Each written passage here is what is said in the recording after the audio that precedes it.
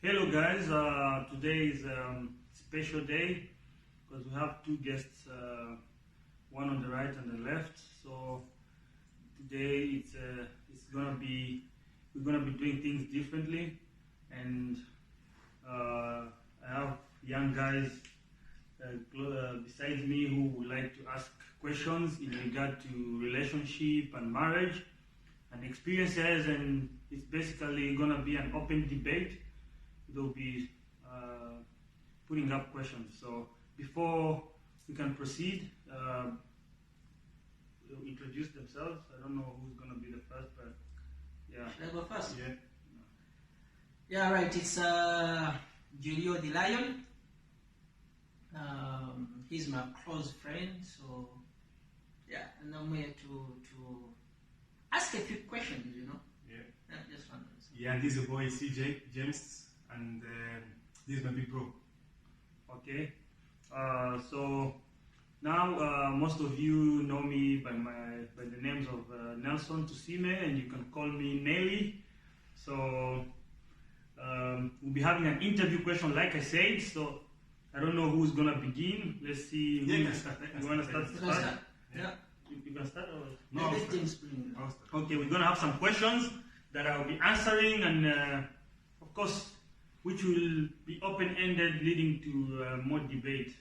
Due to the experience you've had, man. So A lead to experience. yeah. A young guy who's married. Many people ask me how I do it and how did you do it and all that. So that's why I thought it's good if we had this interview so people could learn from the questions and maybe some of the answers. Okay. Yeah.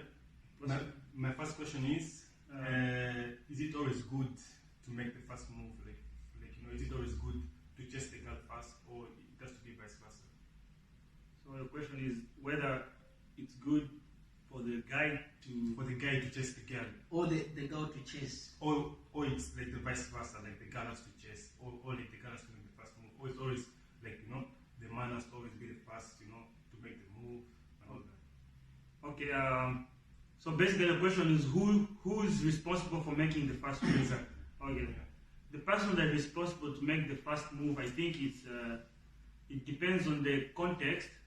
If it's just something new if it's something new and you're seeing somebody that you think you admire, I think it's based on how you feel for the person.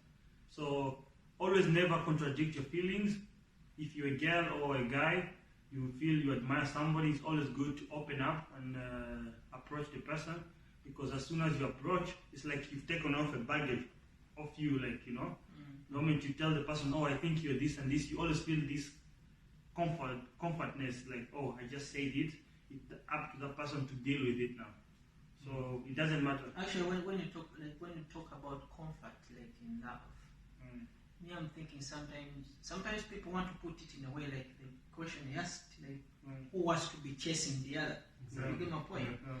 But for me, I think it shouldn't be about who's chasing who, because I think love, it should be coming from within you as a person. Exactly. Yeah, because if you really love someone, you don't look at it in a way like, oh, should I be chasing him, or should I be chasing her, or should they want to be chasing me? In most cases, that's a relationship that's being forced. Where you find someone is chasing the other, Exactly. and in most cases, the more you chase someone, the more someone uses you, so that because he feels comfortable that he loves me, so he feels comfortable in that position. But one thing is that it's good to add up on what both of you have been talking about. It's good to always say it out and let the person deal with it, because later, if you keep it in you, you feel this baggage that, oh, I haven't told her, maybe because I haven't told her, that's why I didn't manage to get her. If you see maybe her moving with someone else, you'll be like, shit, you'll be blaming yourself for not approaching. But when you approach, it's like you've thrown, now you deal with it. But then there are girls or men who use that against the other person. now they grow, how do I say, they grow wings, or they become very proud, very proud, and they look down on you because you made the first move. So it's a very complex issue when it comes to who should make the first move, because sometimes you fear to make a move because they will, how am I gonna? How is she gonna take me? How is he gonna take me? I have my values. Your ego, you have your ego, your pride. So, but pride, when it comes to relationship, you shouldn't put your pride first. Always put the feeling and the love first. So, maybe we can move to your next question. Yeah. So my next question is, what's the most important thing one should think about when one's in a long distance relationship? Okay. The most important thing to think about when you're in a long distance relationship, the first thing both of you should think about is to acknowledge that we have a challenge ahead of us, and we are fighting this challenge together. The moment you acknowledge that we're in distance and you consider yourself different from other couples that are together, then you won't be living by comparing yourself with others, but instead you will be focusing on this challenge that you have. We have a distance, we have to fight for what, believe in yourself. Two of us are a team, let's fight this together and be patient. The first thing is acknowledging that yes, we're in a distance, and surrender and say, we're in a distance, and we do our best to fight this together, because two people are a team. And when you do that, when you acknowledge, that means that you won't be texting your partner saying, I wish I wish I want to have you here, I'm feeling so lonely, da la la la la. Because the moment you start texting that, you're already losing it. But you'll be texting, instead you'll be texting your partner that I miss you, but I know this will be over one day. Because now you start living with hope, And if you fight this together as a team, you always overcome it. And you, of course, you won't be comparing yourself with a friend who's chilling with his girlfriend, they're holding each other, they're going out, they're having fun. You won't be comparing. Instead, you'll be using your time, you won't be talking about, I wish you were here, I'm lonely, I can't do this. You'll be talking about what can we do in 5 years, what can we do in 2 years, what can we do when we meet, what can we do when we do this, and you'll be setting goals than just thinking about the physical intimacy and all that. So that's the most important, if you ask me. Yeah, do you have anything to add on that? Yeah, I would add on what I would say is communication.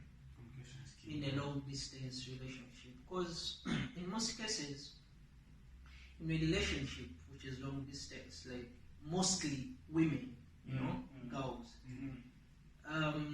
due to so much temptations they go through, but the moment, just after speaking to you, even if there was another guy who was trying to talk to her or something, they will already, because they already have those feelings of you, But once you leave your girl or your woman for, let's say, 2 weeks, 3 weeks without talking to them, it's natural. You lose that feeling. You get what I mean? Even if you had, let's say you have brothers or sisters. Even days. Yeah. Let's say brothers and sisters. Once you're living in the same house, there's so much connection, so much love with your brothers and sisters. But once they go in different places, you still love them, but it's the connection. The connection. Lack of communication can make you lose so this. Communication is really, really, really key. Yeah. So that's good. Yeah. So we shall go to the next question. What should a man look for when trying to find a girl? Like, what should a man look for in a girl? What should a man look like for? What are the most important things a man should, like when a man meets a girl, what's the most important thing a man should actually look for in that girl, Okay. Because it's not always about the looks and all that. Yeah. What should a man look? Why should a man look from a girl? First of all, if I'm to answer that question, first, it's very important for the man who's looking for the girl to know himself, because there are men out there who don't have values, who don't know where they stand in life, who don't know what they are, who don't know what they like, who don't know their goals in life. And the moment you don't know yourself, you end up getting whatever, and you end up saying, I don't want this, I don't want that. So before you go look for a girl, you as a man first need to write down who you think you are, what things do you have in you, so that when you are looking for a girl, you'll be matching out these things. I remember it may sound really like fiction, but when I was single, I wrote 10 values of a girl I want, and I used to pray on these 10 values. I think I have the 10 values. And when I met my current wife, I looked at each of those values, ticking. Oh, she has this, she has this, she has this, she has this. And different men have different tastes. So, but the most important thing to look in a girl is a girl with a vision, and you as a man, you need to have a vision. So I think that's very important. A girl with vision. What thing would you be looking for a girl? Okay. The thing is, any person out there, the qualities of a woman you want to have, and the qualities of a man you want to have, right? It's very important, so for you to be knowing, okay, I need a woman of such qualities, it's very good. But also, you should always follow your heart when you meet someone, because you're gonna you can find a very beautiful girl, she has a good job, she's beautiful, she's single, and everything, but you might end up not connecting together, when you're in love with someone, it's different when you're gonna live with someone. Exactly. You can be in love with a girl, she's beautiful, she has a nice job, she's very kind, and you're so much in love. But once you come to start living together, then you start realizing, oh, there's a way she lives her life, and then you find out like you don't connect. So know the values of the woman you want to have, know the values of the man you want to have, but also follow what your heart. So how you feel about that person should be a key about the qualities of the partner you want to be with. So it's following your heart and looking at the things you have in common. Yes. Things you have. That's good. When should one know he or she is ready for a marriage? This one is a tricky one. Yeah. But many people have asked me. Many people actually challenge me and say, "Oh, why did you get married at a young age, and why did you do this and this?" To know you're ready for marriage depends on first of all, on how far you and your partner feel how far you feel you've gone in your relationship. There are people that meet in 1 month and they click and they match and they feel like they have been together for 10 years. And the people that have lived with partners for 10 years and they don't click and everything is just like that, and they feel like, no. I don't want to be, I don't want to be with this person. You can feel it. So when you feel to be married is when do you know that you're ready for marriage? It depends. It doesn't depend on how much money you have. It doesn't depend You don't have to attach a certain condition to it, because when that condition is not there, then your marriage breaks. When you say I have to get money before I marry, it means when the money is not there, after you get married, the marriage will break. So it depends on how far two of you, have gone into your project of being together, and how much goals have you achieved together. So two partners have to always set short-term and long-term goals, and that determines whether they should get married or not, depending on how you achieve those goals. It's a tricky question. When should you realize, like, I should get married? Mostly, I've seen guys who propose to girls, you know, and then the girls end up saying no, you know. One thing you should know, like, when you're in love with someone, you can tell, like, is this person really ready for me? You can be in love, but is she really ready? The way I talk to her. When I text her, does she reply direct? Does she take weeks to reply? Because the person who's really into you, that you can really live together, I don't think he will see your message and then he'll put the phone and then keep talking to friends for a long time, and then it goes into another day, you know. That person means you're still building a relationship. So you as a person can, okay, I don't think I can be married to her, you know. I think we need to take some more time, you know. And also marriage is very important, but you should have a vision when you're gonna get married. You know, you have to know, okay, we're gonna get married, but what do we need? Me and this person, what do we talk about? Do we just talk about love, everything, love, you know? What do we talk about? Do we talk about life? Do we talk about what we need? How many children do you have? Or, you know? So when you talk about things outside love, then you can know, okay, I think we can get married now.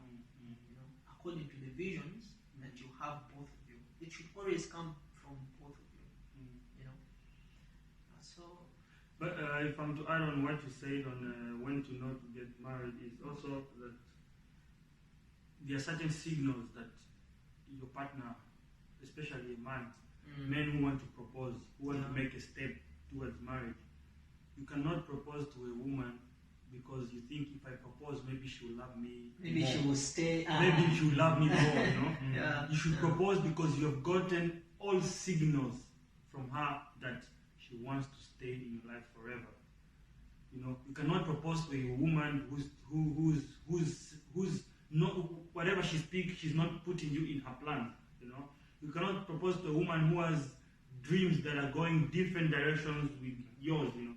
So, or you don't propose to a woman because you are calling for sympathy, to love you, or because you feel you don't want to lose her or something. No, you should propose because all signals she has given you says, ticks and says, it gives you a green light. Actually, some people propose to ladies because of fear. You know, they have that fear. They think like, okay, if I propose to her and then we engaged, then she won't go away. You get my point. So sometimes ends up not working out, you know. So in most cases, it's better you propose where you feel it's really very deep, you know. The questions were done, but there are the bonus questions. And that is dating and relationship the same thing, or the two different things? Okay. Is dating and relationship the same thing? Okay. Dating is actually, that's what it's called, dating. That's my own interpretation, you know. Dating comes from the word date. And dating means you set dates to meet somewhere and try to, you know, getting to know each other. And people take dating to a different direction because dating, they think, dating, I need to, of course, we need to test if we sexually connect, or, you know, to have sex and all that. That's not dating. To me, my own interpretation, dating is you put dates and meet somewhere, have a dinner, you put a date, you go to a park and take a walk, you go somewhere, watch a movie. That's why it's called dating. It's basically getting to know each other. And then relationship is a very strong word because relationship is attachment, something to do with attachment. You know, now you're getting attached because, okay, I can go to a new job and meet some people there, and I click with somebody, and then we have a relationship. We meet outside. I call when there's a party, and that's the same thing. So relationship and dating, to my own opinion, I think is two different things, and people should not people should know how to differentiate it and know how to not know what to do when he's dating and know what to do when he's now in a relationship. Because people try to intertwine this, or try to not intertwine, but they try to mix up this thing and then make bad decisions. Dating and relationship. When you talk of dating and relationship, what comes to my mind is if you were to get married to someone, should it be like, is it best that you've had sex before, or it's if you haven't had sex before? Because if you're talking about relationship and dating, so with me, what comes to my mind is like, okay, I've dated this person, but if I want to be with this person, should I have had sex with her before, or I shouldn't have had sex? Can you marry someone whom you haven't had sex before? So I don't know if you can help me with that, but it's really challenging. It's complicated. It's very complicated because people have to know. Of course, you have to know if you can define these two things. Yeah. Then you will know the stage you are in with somebody you are just meeting. Yeah. So it's very good to know that. Very good to know that. For me, I think dating is just the beginning of knowing each other. Yeah. And the relationship is now trying to attach each other. Yeah. Now you are getting into intimate. It's becoming more intimate. Yeah. So that's it. Is that the end? Yeah. So viewers, thank you for taking your 20 minutes and so to watch us. We are glad that you stayed and watched till the end, and hope you learned something. And more videos will be coming. And more videos will be coming, and there's comment section down there. Put your comments, your reflections and questions, and thank you once more. And don't forget to subscribe. Ciao. Take care. Subscribe. Subscribe. Peace. See ya.